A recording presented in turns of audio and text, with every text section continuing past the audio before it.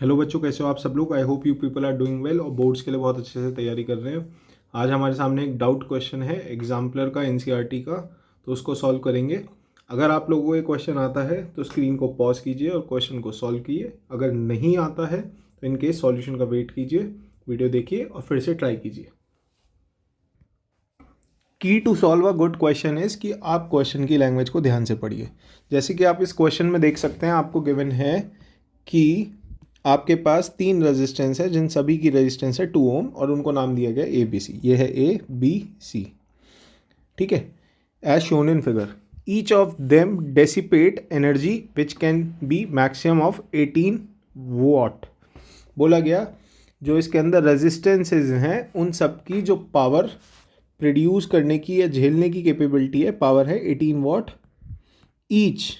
बहुत सारे होशियार लोग क्या करेंगे, सर्किट डायग्राम देखेंगे, पैरेलल सीरीज का लॉजिक लगाएंगे और क्वेश्चन सॉल्व करना शुरू कर देंगे। बेटा क्वेश्चन में सीधा सीधा बोला गया है, वर्ड आ रहा है ईच, मतलब हर एक इंडिविजुअल रजिस्टर आपका जो पावर प्रोड्यूस करने की कैपेबिलिटी रखता है कितना करता है, 18 वॉट। और हर एक डिवाइस का आपके पास इंडिविजुअली है क्या, रेजिस्टेंस। तो पावर का एक ऐसा फॉर्मूला बताइए जिसके अंदर रेजिस्टेंस हो। पहले तो देख लेते हैं पावर के कौन कौन से फॉर्मूले हैं। तो पावर का सबसे बेसिक फॉर्मूला है वी आई, जो हर जगह एप्लीकेबल हो जाता है। फिर पावर का दूसरा फॉर्मूला है वी स्क्वायर अपॉन आर, और पावर का तीसरा फॉर्मूला है आई स्क्वायर आर। ये समझते हैं, ये वाला फॉर्मूला जो हम लोग यूज़ करते हैं सीरीज़ में, ये वाला जो फॉर्मूला हम लोग यूज़ करेंगे वो करेंगे पैरेलल में।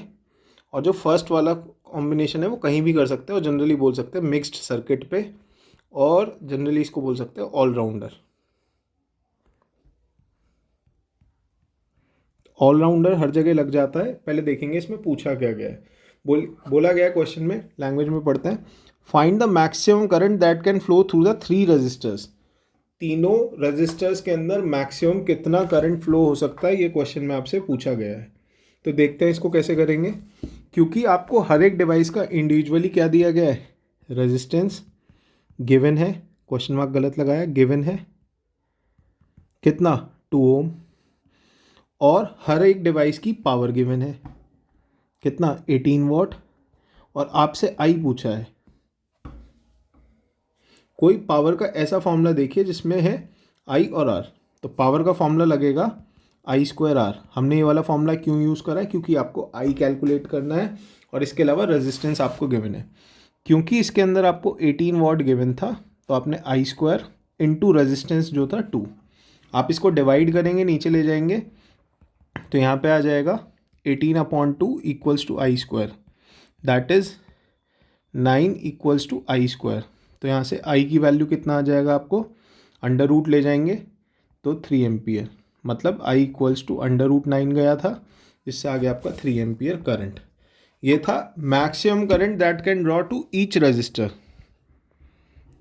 ठीक है।